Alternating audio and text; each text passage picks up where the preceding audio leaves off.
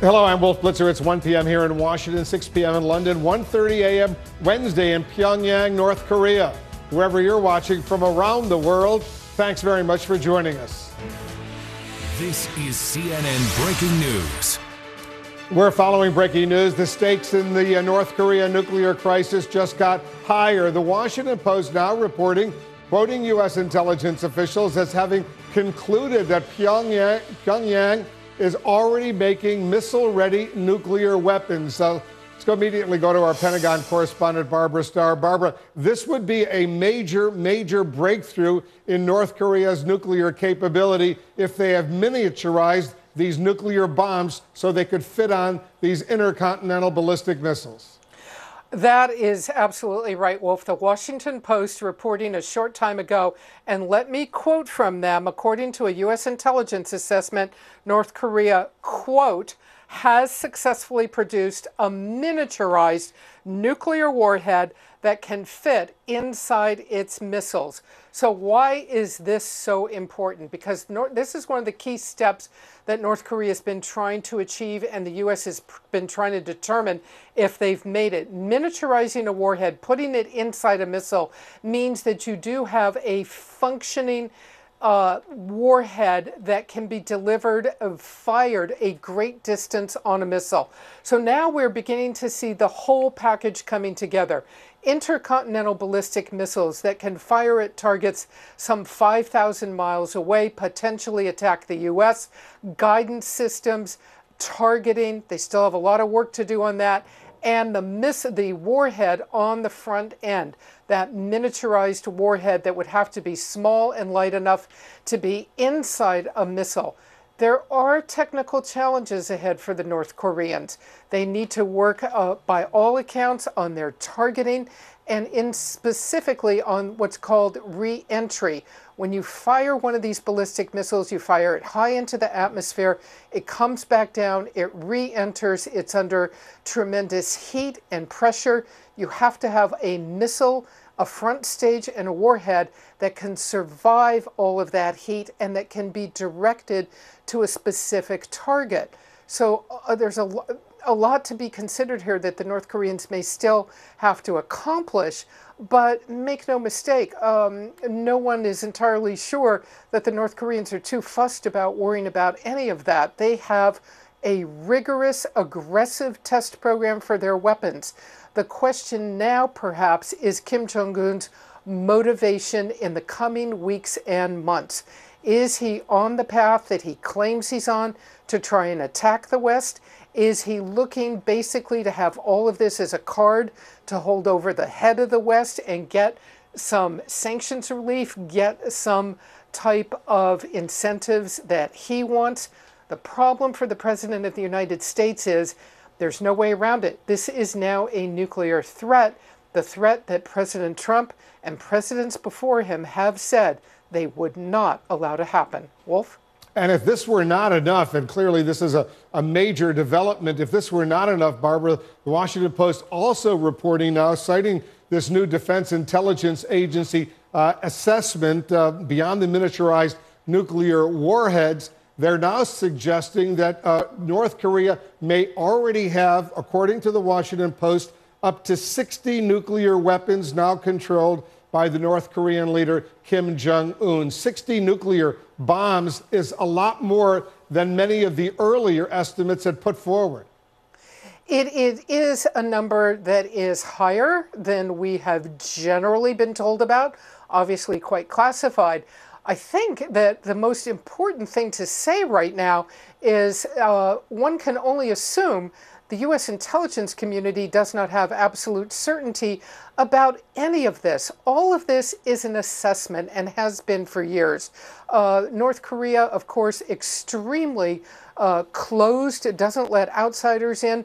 They are said to be getting help from the Russians and the Chinese. They may know what's going on, but the U.S. relies on satellite intelligence, overhead imagery, radar emissions, electronic emissions in the air that it might be able to pick up from radars or other test equipment, the infrared signals coming infrared images coming from areas that may be very warm compared to the atmosphere because there's testing or activity going on there.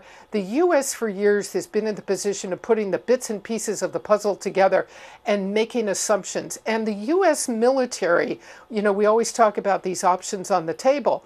One of the reasons the U.S. military has the options on the table is for this very reason, to be able to give any president of the United States options on the day he calls for them, because you cannot be sure.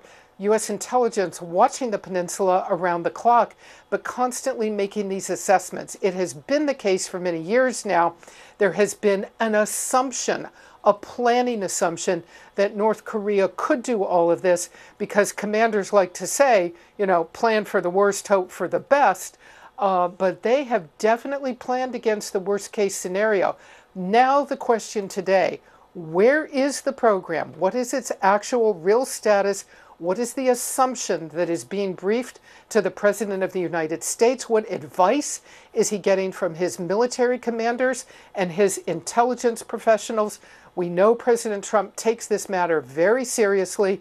He may well now be the president in office that will have to deal with North Korea, Wolf. Yeah, clearly emerging as the major national security threat facing the United States right now. That's what President Obama told the incoming president, President Trump, would be that major national security threat. Clearly now emerging with this Washington Post report suggesting that North Korea has the capability now of miniaturizing nuclear warheads and may already have 60 nuclear bombs. It follows the successful launch of their intercontinental ballistic missiles that potentially could hit the continental United States. Barbara, I want you to stand by. I want to go to CNN's Will Ripley. He's visited North Korea a dozen times over the past few years. Will is joining us from Beijing right now. A lot of experts thought if the North Koreans developed an intercontinental ballistic missile capability, they clearly have developed that. The next step would be these miniaturized nuclear warheads. The Washington Post suggesting they have done that. And now this report suggesting they may already have 60 nuclear bombs. It seems to be moving very quickly, Will. And it's remarkable when you think about, I first traveled into the country in late 2014, and back then North Korean officials were speaking very confidently about their country's nuclear program. Remember that Kim Jong-un had it written into North Korea's constitution that it's a national priority to become a full-fledged nuclear power. But for a long time, outside observers thought North Korea was many, many years away from achieving that. And yet now here we are with the likelihood, according to U.S. analysts, that North Korea's claims have now come to life, that they are in possession of a miniaturized nuclear warhead that could fit on an intercontinental ballistic missile, a ballistic missile that, according to those who studied the capabilities of the two that were launched in July, could strike anywhere along the U.S. West Coast, Denver, Chicago, and perhaps in a matter of months, they could have an ICBM that could also strike New York and Washington. Now, remember, it was last year in March that North Korea released images of their leader standing in front of that metallic orb that they claimed was a miniaturized nuclear warhead. And there was a lot of skepticism at that time that those claims were accurate. But now things have changed so dramatically. It really does show the rapid pace. And it's been remarkable to be inside the country. I was there back in June speaking with officials about this. And there is a real sense of urgency there to develop these weapons because they look at the United States and South Korea and now Japan as well, participating in military exercises on the Korean Peninsula just a few miles from their borders. And they feel that those military exercises are a dress rehearsal for some kind of invasion. They don't believe the United States. They don't believe Secretary of State Rex Tillerson when he says that the U.S. doesn't want to invade. North Korean citizens have been told their whole lives that, one, America started the Korean War, which goes against what every other outside historian says, and two, that America could attack again, and that's why their country must invest a considerable amount of its scant resources developing these weapons. And now you have these new sanctions that have just been passed that China is promising to enforce that could cut North Korean exports by $1 billion, roughly a third. But yet those sanctions will take a long time before they even start to take effect. And North Korea, now months away from having this kind of a weapon, Wolf, a weapon that they have never had before. This is truly unprecedented. They've always had a lot of conventional weapons that could do a lot of damage on the Korean Peninsula if they open fire with their artillery artillery on South Korea. They've believed to have chemical weapons in their possession as well, but they have never had, until now, an ICBM that could take a miniaturized nuclear warhead and potentially threaten the mainland United States. Yeah, a huge, huge development. If, in fact, this report in the Washington Post is accurate, citing the Defense Intelligence Agency's last assessment over at the Pentagon. Will, I want you to stand by as well. I want to bring in our military analysts, retired Colonel Cedric, Leighton, retired Lieutenant Colonel Rick Francona, and retired Major General James Spider Marks. Let's talk a little bit about this. And Spider, let me start with you. If this Washington Post report is true, it seems like the North Korean military, Kim Jong-un's regime, has moved very, very quickly to develop an intercontinental ballistic missile with a miniaturized nuclear warhead, and may already have, according to the Washington Post, as many as 60 nuclear bombs. Yeah, Wolf, let's make a couple of assumptions here. Number one, that the report is accurate, that the number of weapons that they have is accurate as well, but also bear in mind that these estimates are essentially that they are estimates, but you have, as Barbara indicated, you have to plan for the very, very worst in this. However, this is not an estimate that is suddenly, we didn't turn on a switch and suddenly realize that this capability exists. This has been a linear progression on the part of the North Koreans for quite some time, and the United States intelligence community, in concert with a number of allies, have been able to track this very, very clearly. What this does is it makes the imminence of an attack by North Korea that much higher, because it now has a capability, not just an intention to use something that might be in development, but we have to assume that it's accurate, that the report is accurate, that they have a capability, and that now the United States has a full array of options that it has to be able to use, and it raises the specter of a potential conflict. Now, everybody on the peninsula has been preparing for this kind of engagement for quite some time, and so there are measured heads that are in charge there, and clearly our National Command Authority understands the severity.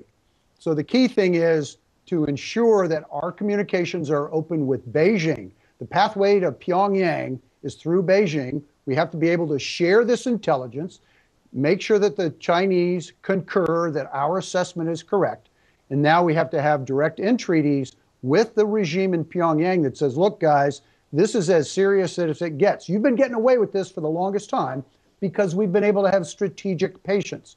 The window's now closing. You're now a potential big boy at the table. You need to act like a big boy, which means restraint, protocols, inspections, etc.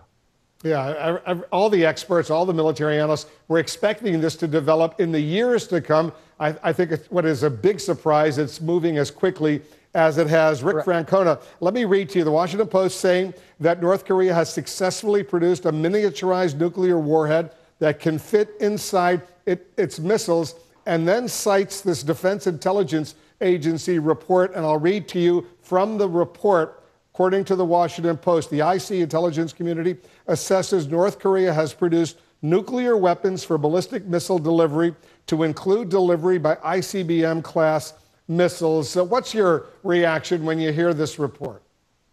Well, this compresses the U.S. decision cycle down to almost nothing. Everybody was hoping that these two technologies that the North Koreans were working on, the missile technology, which we could observe very closely because as they test them, we gather a lot of information on the capability.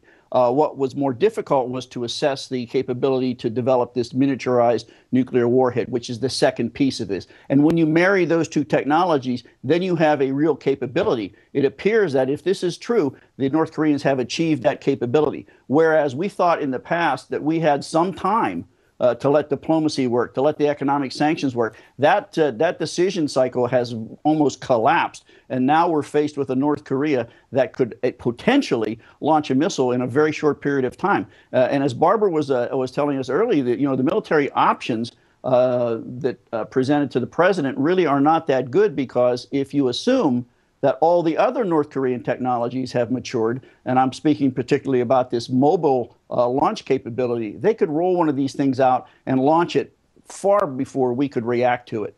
So I think it's a major development, and this is going to set off alarm bells throughout not only the Pentagon, but the entire U.S. government.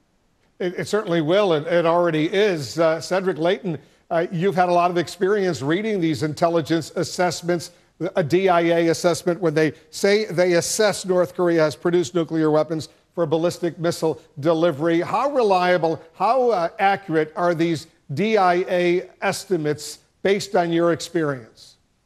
Well, Wolf, the accuracy varies, and it really depends on the target and the kinds of things that we're looking at and what kind of sources we have in the intelligence world. And as far as Korea itself is concerned, the assessments have been pretty accurate, with the one big exception of knowing whether or not they've been able to miniaturize a nuclear warhead. And if this report is true, and like we're all assuming it is, then we have a significant game changer here. The intelligence community often is guilty of mirror imaging what it sees in its own society and in things that it expects to happen. And sometimes we don't look very well at things that are surprises, frankly. So that's the big danger here. I think, though, that in this particular case, this DIA assessment is probably pretty close to being accurate. Yeah, it's pretty shocking, too, when you think of the timeline, how quickly all of this has unfolded. I want all of our CNN military analysts to stand by. I've got a special guest right now for some more perspective. I want to bring in the former United States ambassador to China, the former Democratic senator from Montana, Max Baucus. Mr. Ambassador, thanks so much for joining us. First, let me get your reaction to the breaking news we're following here. The Washington Post are reporting that the U.S. intelligence community now assesses that North Korea has produced nuclear weapons for ballistic missile delivery, to include delivery of these ICBM class missiles. Are you surprised? How dangerous is this situation right now? I'm not terribly surprised. I think we Americans tend to underestimate the capability and intelligence of people in other countries. We're a bit arrogant, at least on the margin. Second, I think it's noteworthy that China is stepping up its role as a potential leader in trying to resolve this, joining Russia at the UN. That's noteworthy. These are very great additional sanctions. That's noteworthy. President Wang Yi, the foreign minister of China, made it very clear how upset China now is with North Korea. That's helpful, because that was not the case when I was serving as ambassador in China. Next, I think it's important that Secretary Tillerson is signaling that we're not intent on regime change. Kim Jong-un, in my judgment, is not a nutcase. He's not crazy. He's very rational. He's very smart. And he's doing all this to build up his power to negotiate later on with the world. And I think the goal here is for the United States to keep the pressure up at all levels, UN and other countries, not just countries in the region, because if there's a cataclysmic result here, it's going to affect the world. That is, getting the European countries involved. At the same time, we got to begin to backdoor, work with third countries to find some ways to start to talking with the Kim regime in all the ways that are possible here. Once we start opening up some, maybe even indirect line of communication, that's going to help, along with additional pressure, including additional pressure from China. We know China voted for the UN Security Council resolution. It was unanimously approved, including Russia 15-0. But there's still a lot of concern, as you know, Mr. Ambassador, that China might not deliver. Do you think the Chinese government will deliver, will squeeze the North Korean regime into slowing down, at a minimum, freezing its nuclear capabilities? When I was serving in Beijing, China was not living up to its words. Coal exports were still coming into China, and seafood, et cetera. They were not living up to the promise under the resolutions. However, I do think now that China is beginning to ratchet up its pressure on North Korea. China does not want a bad result. China does not want a unified peninsula that under the control, basically, of South Korea and the U.S. So they're going to want a result, and the result, I think, is some way to take the heat off this nuclearization and the missile development, but in a way that allows Kim to stay in power, or a successor to stay in power, and diffuse it that way. China is, I think, finally getting more upset, and China sees this as an opportunity to be a little bit more of a leader of the world. When we backed away from the Paris Accord, China stepped in. We, over at Davos, President Xi Jinping said that, China wants to be a major player in the world. China's developing. They're becoming a little more confident. They're a little more certain of themselves. And this is a bit of an opportunity for China now to step in where they have not in the past. Ambassador Max Baucus, the former U.S. ambassador to China, thanks for joining us. You bet. Let me bring in Republican Congressman Elise Zeldin from New York right now. He's a member of the House Foreign Affairs Committee, served in the U.S. Army in Iraq. This is startling news that we're getting from the Washington Post, Congressman. First of all, what's your reaction that North Korea now has successfully, according to the Washington Post, produced this miniaturized nuclear warhead that can fit inside its intercontinental ballistic missiles? Assuming everything is true, including that intelligence assessment, both existing and everything being accurate, there still are some important unknowns. It's been discussed so far on your program recently about the ability for that nuclear warhead to survive the re-entry from the upper atmosphere. It would be great to know that as well. For those who are listening, I mean, this development, this news is something that you can be concerned about. It increases the urgency, the time sensitivity for all of our efforts that are going on.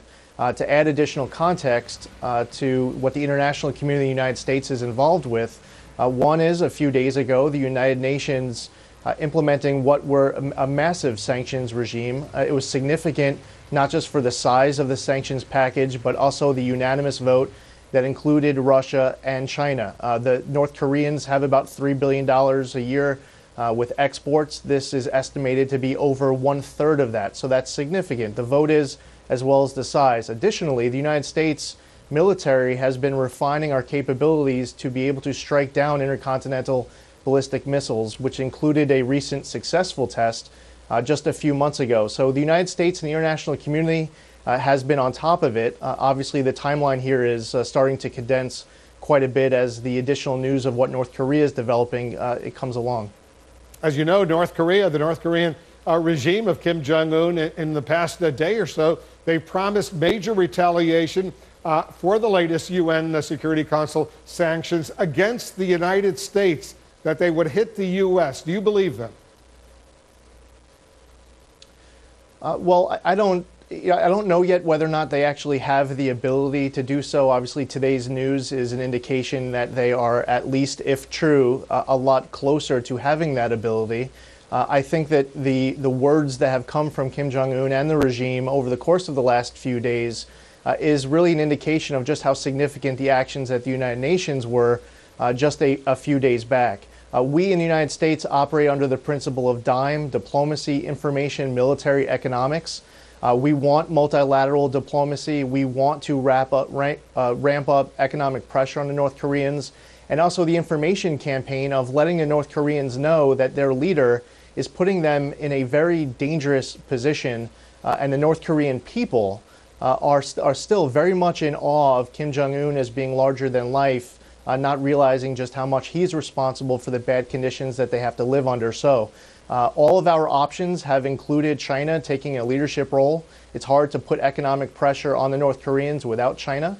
And ultimately, at the last possible option, and one that we don't want to have to use, is having a full range of options known, of conventional to unconventional, of the M of DIME for military.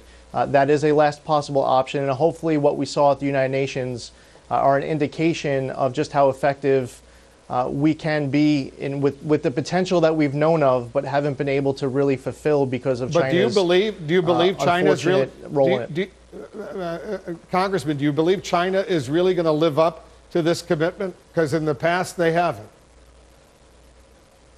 The past track record hasn't been good. The United States is in a position, as it relates to multilateral diplomacy and economic pressure, to rely on China. It's really just a few days old since China, they did vote for what happened at the Security Council, so we need to give them that opportunity. Although, as we see from today's news, that opportunity for China to do right is one that needs to be tested imminently, because we don't really have time. This is becoming more urgent, more time sensitive as the days go on. Congressman Lee Zeldin of New York, thanks for joining us. Thank you, Wolf. I want to get a different perspective, maybe a similar perspective. Democratic Congressman John Garamendi is joining us right now from California. Sure. He was just recently in South Korea visiting U.S. troops. So what's your reaction to this story in the Washington Post? And for viewers here in the United States and around the world, Congressman, who are just tuning in, the Washington Post now reporting that North Korea has successfully produced a miniaturized nuclear warhead that can fit inside its missiles. It cites a DIA, a Defense Intelligence Committee assessment that North Korea has produced nuclear weapons for ballistic missile delivery to include delivery by ICBM class missiles. Congressman, your reaction? Obviously very serious, but not unexpected. We have known for some time this is where North Korea wanted to go. We didn't anticipate they'd be there quite this fast. Obviously, this dovetails with their intercontinental ballistic missile program. It is serious, but at the same time, it's not. This is an opportunity and really a necessity for us to take a deep breath and to figure out what a long-term comprehensive strategy has to be put in place. The elements are all there. The UN resolution, extremely important because it brings China and Russia and the other members of the Security Council in lockstep to put pressure on North Korea. We have to let that mature.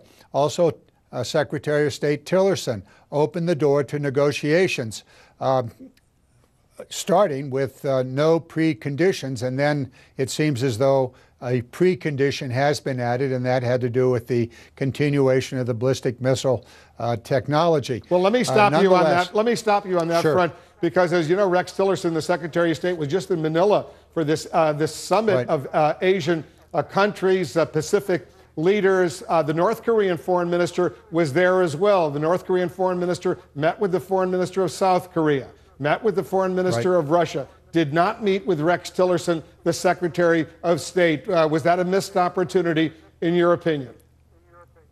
No, not at all. The opportunity was that previously the foreign minister of North Korea didn't talk to anybody. But now those discussions are underway, circling around the United States, not yet involved. But the opportunity to get serious discussions underway appears to be in the offing, and that's what we have to pursue. We also need to understand and try to figure out exactly what it is that North Korea wants. It appears in all cases that North Korea wants to assure their the continuation of the Kim Jong-un regime. This is the third generation. They also say, Congressman, the North Korean statements that have come out over the past few days, they will never give up their nuclear weapons program. They're not going to walk away from this at all. They're basically telling all the countries in the region, including the United States, live with it. Well, we're not about to live with it, nor is China, Russia, Japan, and the neighboring communities. Let's be clear here. That nuclear threat is as much a threat to in fact, more of a threat to the surrounding neighbors than it is to the United States. We do have a missile defense system that would be effective against North Korea's intercontinental ballistic missiles. The neighborhood does not. And so everybody in that region has the same interest.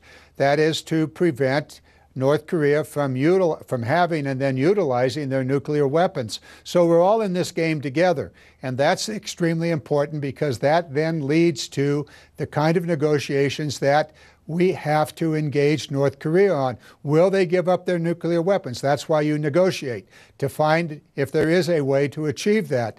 There are many ways, and Mr. Secretary Tillerson said it well. We're not into regime change. That's important in any negotiation. That sets one of the things that are on the table for future discussion. Congressman, so when administration officials say the president has all options available, all options are on the table right now, you're an expert in this area. You've been to the region several times. Do you really believe that the military option, a preemptive military strike against North Korea, is realistic?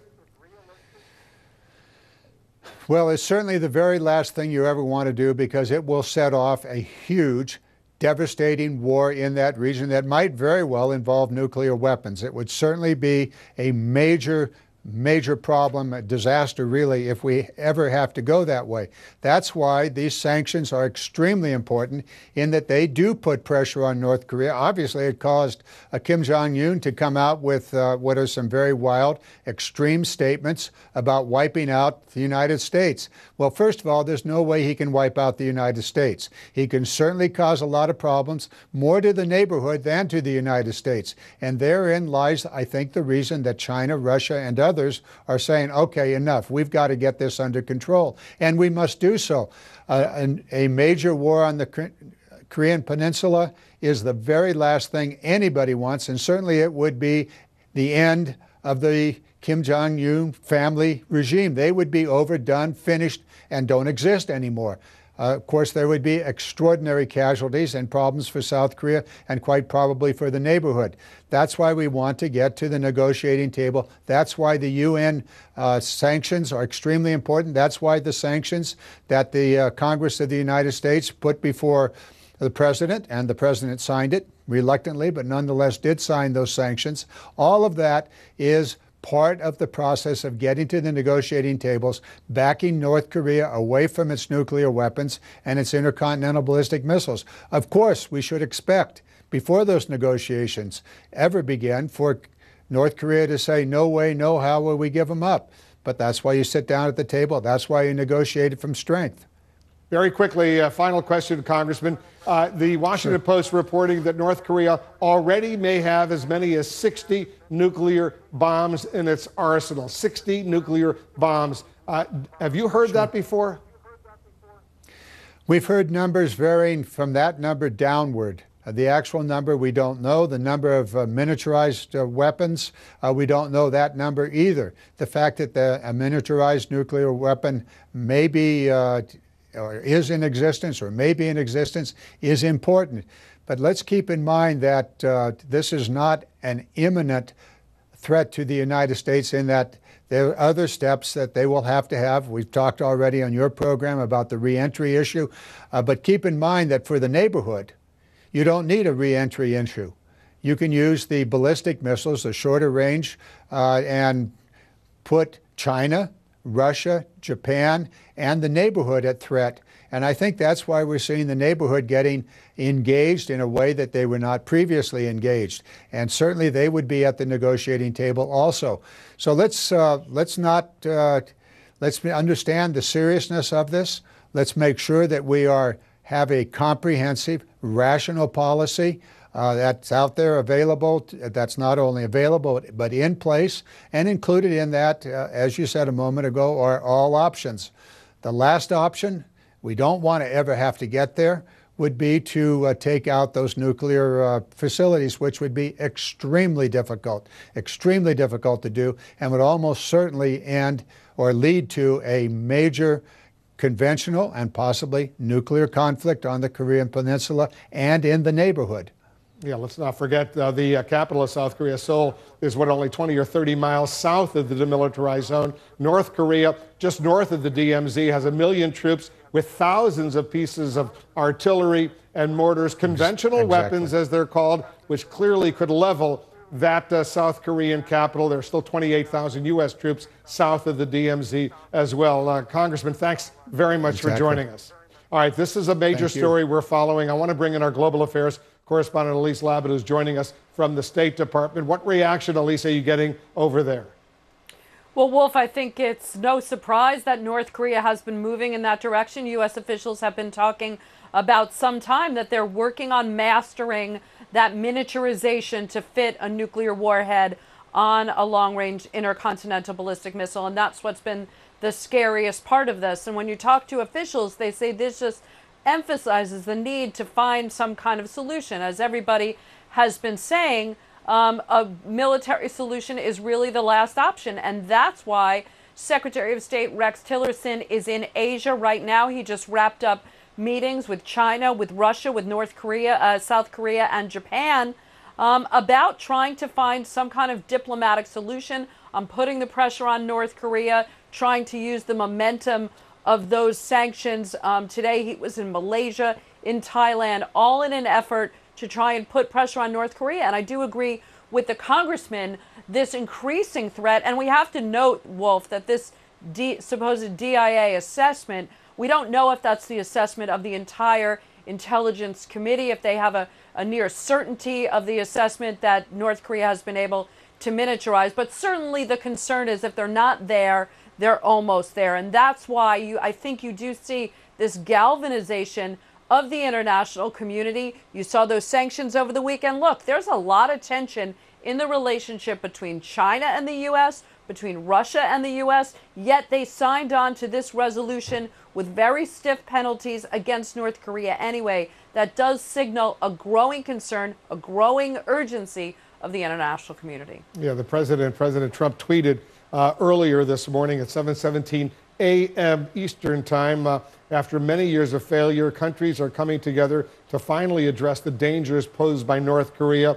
We must be tough and decisive. Elise, stand by. I want to get back to our military analysts right now. Retired Colonel Cedric, Leighton, retired Lieutenant Colonel Rick Francona, and retired Major General James Spider Marks. Spider, when we talk about the military option, for all practical purposes, that would result in potentially hundreds of thousands of civilians, maybe millions of civilians in South Korea and in Japan, for that matter, killed. Absolutely, Wolf. The estimates are out there.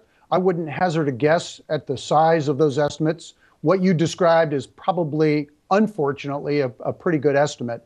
But the one thing you have to keep in mind is the message right now is very, very clear to the democratic nation of South Korea. The Republic of Korea understands imminently, and they've lived underneath this umbrella of, if you will, of the protection of the United States. We are inexorably tied to the government in Seoul. We have a very strong relationship there. We have, as you indicated, 28,000 plus troops that are south of the DMZ that are assigned to South Korea. We have family members that are there. So this suffering that will take place is real, and it's potentially imminent. And it has been for years and years. You realize, of course, that the deployment of forces on the Korea has always lived under that requirement to fight tonight.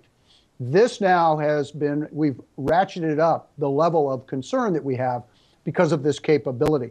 Also, bear in mind, as Elise pointed out, I think very, very well, this is a Defense Intelligence Agency estimate, which is great. All the intelligence community agencies independently will take similar intelligence and then run their competitive analysis against each other. So the DIA is saying this is what we've got.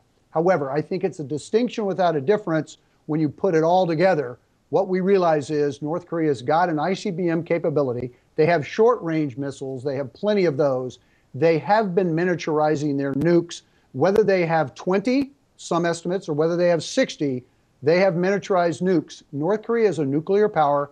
They are now getting closer and closer, if not have already embraced and realized a capability of launching a nuke from sites in North Korea that could potentially hit the United States, and certainly have always been able to hit the southern portion of the peninsula. That's what ties us all together and really starts to limit the number of options, but increases the requirement that all those elements of power, the diplomatic element, informational, military, as well as economic, have got to really galvanize all together, or we creep closer and closer and closer to the inevitability of a military-only type solution. Now, Kim Jong-un is rational.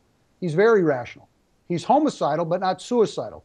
That's the discussion that has to take place, because if he were to launch or to completely ignore any external entreaties in terms of how they might try to embrace having a nuclear North Korea, but wrapped in protocols and wrapped in inspections, and having the international community be a part of that, if he's not in a place to do that, he becomes suicidal.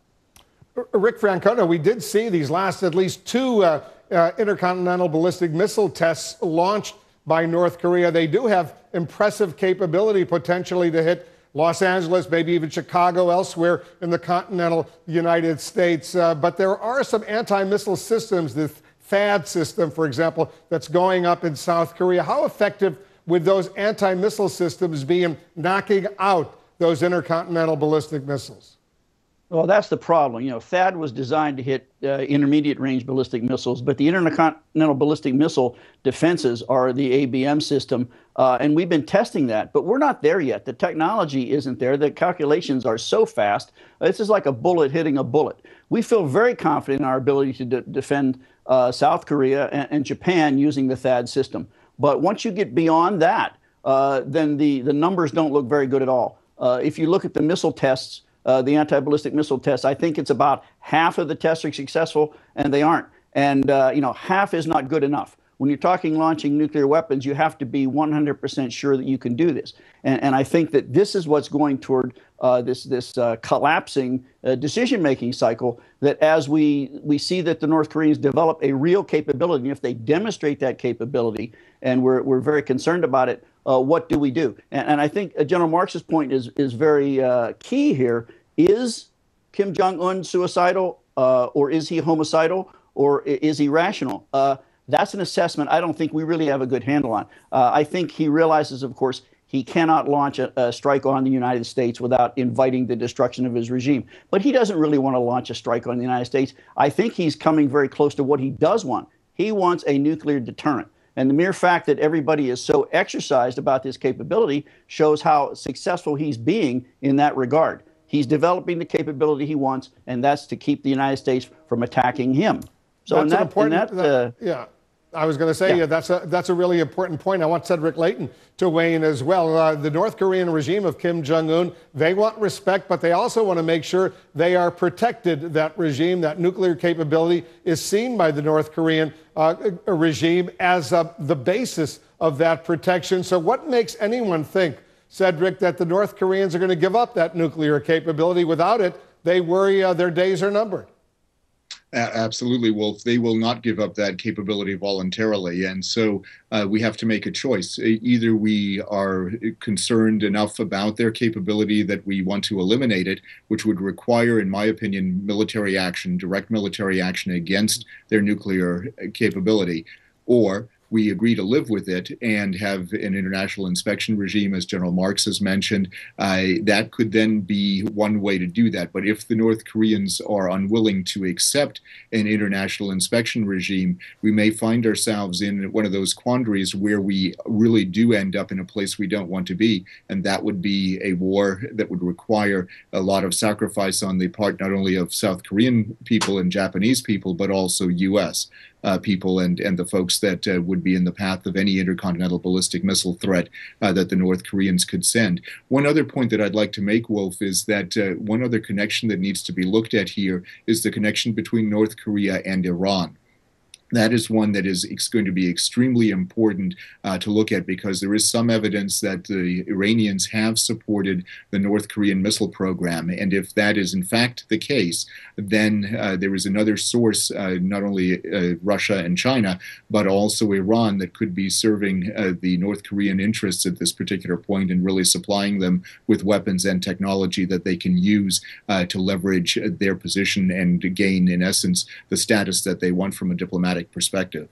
Yeah, because we know that North Korea probably getting some help from others, but the North Koreans were providing this kind of technology, for example, to Syria years ago in developing a nuclear reactor that the Israelis destroyed. North Korea was very much involved in helping the Syrians. That didn't work out so well for the Syrians. Stand by, guys. I want to bring in Elise Labott, our State Department correspondent, our global affairs correspondent. Elise, let's talk a little bit about diplomacy right now. You're getting some word, I take it, that maybe some back channels, some indirect contacts with North Korea are developing between the U.S. and North Korea?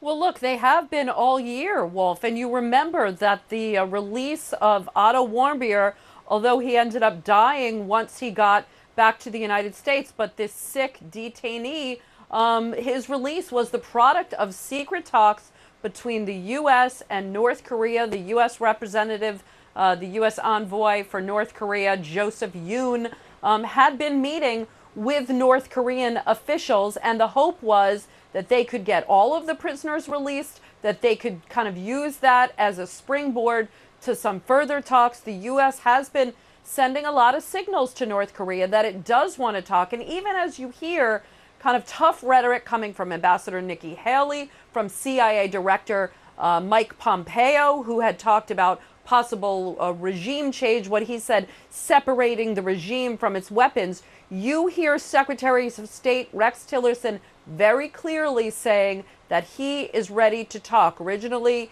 he had set no conditions. Now he's talking about some kind of suspension of missile tests. But I think you could be looking at an effort to try and get North Korea to the table. Certainly the military option is the last resort, and Secretary Tillerson making quite clear, officials do tell me he would like to talk to the North Korean foreign minister. How close that is to happening, I don't know, but certainly there are efforts being made to reach out to North Korea to say, send us a signal, let us know that you're ready to talk, and we can find a formula that we can both feel comfortable with. Well, he had a chance to talk to the North Korean foreign minister over the weekend. They were both together with a lot of other foreign ministers in Manila at this summit meeting. The North Korean foreign minister met with the South Korean foreign minister, with the Russian foreign minister, a whole bunch of other foreign ministers. But Tillerson did not meet with him, and a lot of folks are suggesting maybe that was a missed opportunity. Well, it could be a missed opportunity, Wolf, but you know from covering diplomacy for so many years that these type of talks have to be very carefully managed, very carefully prepared. You have to have an agenda, you have to have the things that you want to get across, and you have to have a strategy. Right now, the Trump administration is still feeling its way on what it wants from North Korea, and so I think this was an initial signal by Secretary Tillerson that we could have talks. But right now, with North Korea launching missiles, making threats is not the time. But clearly, if you listen to what he's saying, he wants to get there. I think that officials didn't feel that the time was ready right now. It would have been a little bit premature, but they are hoping to set the groundwork for further talks. Yeah, we'll see what President Trump decides. I know that he has spent a lot of time since taking office on this North Korean threat right now. Elise, stand by. Will Ripley is joining us from Beijing. He's been to North Korea a dozen times over the past few years. Will, you're getting more regional reaction coming in from other countries over there where you are. And we know that the Chinese government, Wolf, continues to reiterate their stance that the United States shares some of the blame here for the escalating tension on the Korean Peninsula. So what China, we expect in the coming hours, will call for is for all sides to remain calm, despite this news in the Washington Post that North Korea, according to the Post, has miniaturized a nuclear warhead. China will say that the United States needs to suspend its joint military exercises with South Korea. They believe that if the United States suspended those military exercises, that perhaps North Korea would be willing to suspend the testing of its missiles, would maybe stop launching missiles, stop potentially testing more nuclear devices. They've already conducted 5 nuclear tests and have not ruled out the possibility of detonating more nuclear devices. But the problem here is that the United States has said they absolutely won't discontinue their military drills because they say they have to practice with the South Koreans in the event of a conflict. And the North Koreans say if those drills continue, they absolutely won't stop rapidly developing their missile program. And so you have these two sides that are very far apart in terms of the conditions that would get them to the bargaining table. And then complicating matters, this new round of sanctions approved by Russia and China, which is unprecedented. China has never approved sanctions after a missile launch, normally only after a nuclear test. It does go to show that there is increasing concern in this region, certainly on China's part, about the progress that North Korea is making. Also, the Japanese government reportedly has also, they also believe that North Korea has miniaturized these nuclear warheads. So it's a shared intelligence assessment from the United States, also in Japan, although clearly the U.S., Japan, and South Korea are all sharing their intelligence information. We don't know what information has been shared. Hopefully we'll get some more clarity from all of the stakeholders in this region, as well as in the United States in the coming hours, Wolf. I think we have a clip from Nikki Haley. Nikki Haley, the U.S. ambassador to the United Nations, she was on TV here in the United States earlier today speaking about China and its potential role. As you correctly point out, China did join the United States and Russia and all 15 members of the United Nations Security Council in voting for that UN Security Council resolution over the weekend, increasing sanctions against North Korea. China, very, very significant. About 85 to 90% of North Korea's exports and imports involve China. Listen to Ambassador Nikki Haley. China stepped up and not only said they were going to vote for this, they announced that they were going to enforce, and they encouraged every other country to enforce. So this was serious. You have to remember that for China, the last missile launch took place right next to their border. Their ground actually shook. The Chinese people felt it. They know this is serious. You're there in Beijing, Will. So give us the reaction of the Chinese government, the Chinese leadership to this most recent North Korean ballistic missile. Well, what China is indicating, Wolf, is that they are prepared to seriously enforce this now 7th round of UN Security Council sanctions. And what that means is that China stops companies in this country from buying North Korean coal, iron, seafood, which are major revenue generators, that China agrees to crack down on banks that are doing business with North Korea to further restrict North Korean access to the financial institutions that have allowed them to evade these sanctions by setting up fake companies, doing black market deals that allow billions of dollars to continue to flow into the country despite round after round of sanctions. So China is promising, at least for now, that they will enforce these sanctions. But Wolf, you know, sanctions take a very long time to take effect. It is not an overnight solution, and analysts believe that North Korea is just a matter of months away from having this ICBM that could hit almost anywhere on the mainland U.S. I can also tell you from talking with North Koreans as recently as June, when I was in the country, so just about a month and a half ago,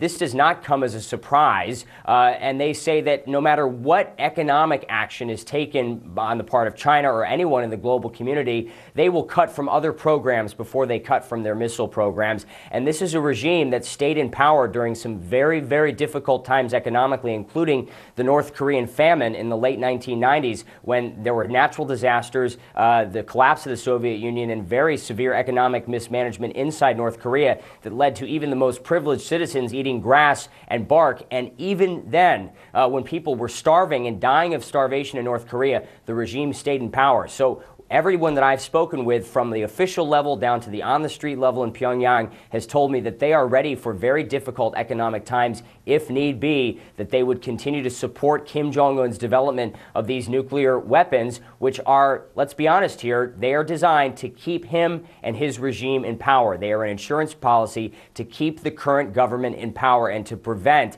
outside attack. They feel the threat of an outside attack from the United States. Very significant, and the North Korean regime, as you know, and you've been there so many times, very, very isolated. Earlier in the year, the Chinese government, at least for a time, suspended flights on Air China from Beijing to Pyongyang, but they have been reinstated. Is that basically the only way now to get into Pyongyang, to fly either Air China or Air Koryo, the North Korean airline, from Beijing into Pyongyang? So there's usually about one flight a day from here in Beijing to Pyongyang on Air Koryo. Air China, they will sometimes suspend flights. They say it's because of lack of passengers, although we have no way of knowing if the political and military situation plays into China's decision to suspend their flights. There's also the ability to go into North Korea by train, or there's also a bridge, a border crossing that allows cargo to move back and forth. But for the majority of people visiting the country, you fly in from here in Beijing. You have to go to the North Korean embassy, which is just a few blocks from where I'm standing right now. You get your visa, and then that's how you get into North Korea. Obviously, if China were to shut down airspace and stop Air Koryo from flying, that would be significant, because I can tell you, I've taken many, many Air Koryo flights, and you see televisions and large cargo boxes and even plants and a lot of different electronics that are brought into the country on those planes. You see people in North Korea wearing Nike sneakers and Asics tracksuits.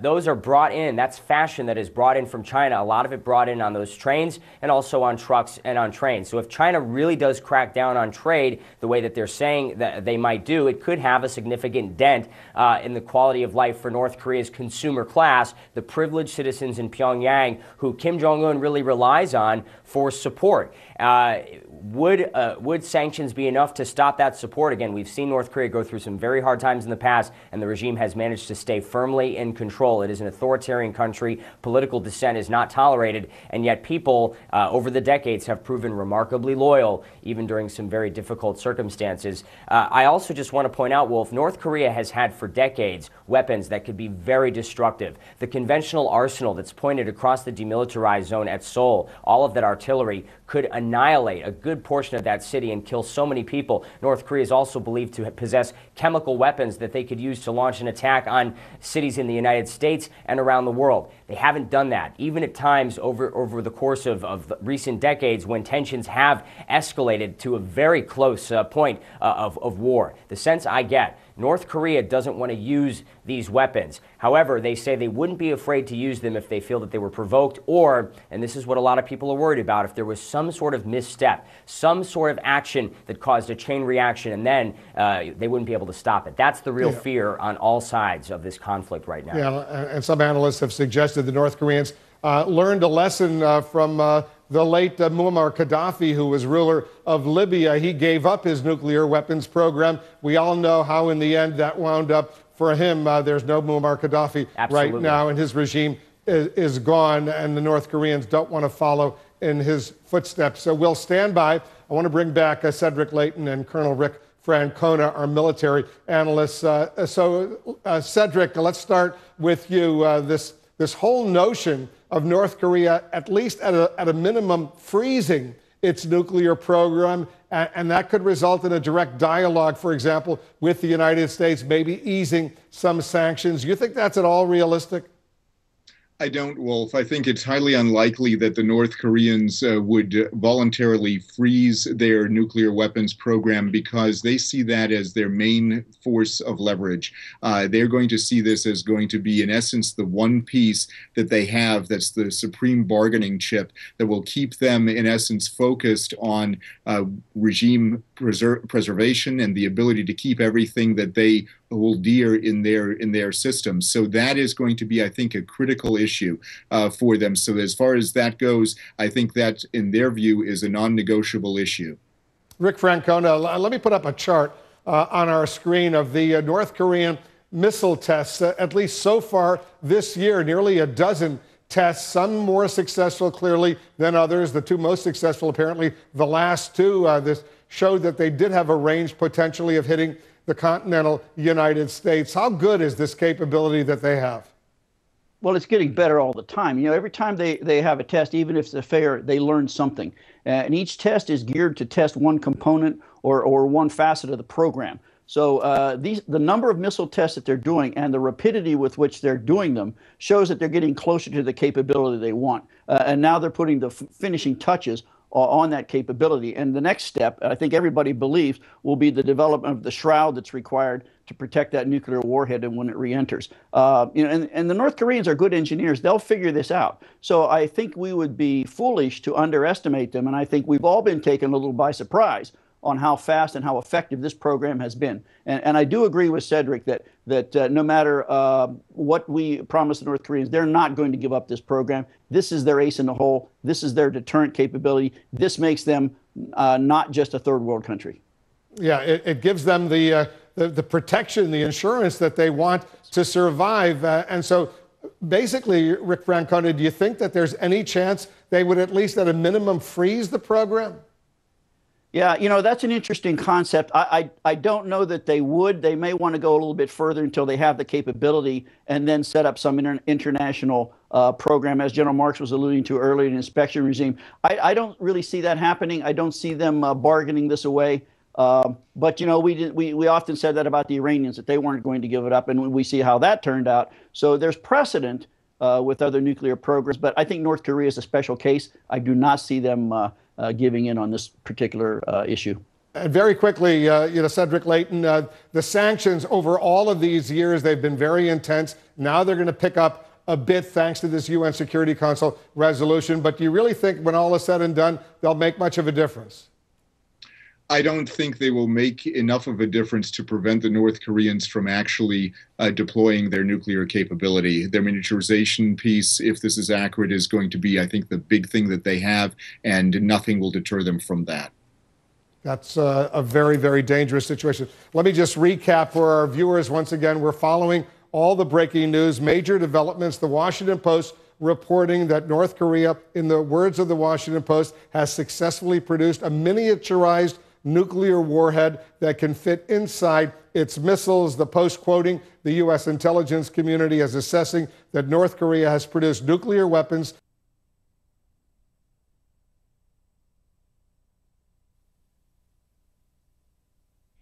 The future of the U.S. Army was the top discussion in February with Army General David Perkins, who was to include delivery by ICBM-class missiles. So we're going to have continuing coverage of all of these late-breaking developments out of North Korea for our international viewers. Amanpour is next for our viewers in North America.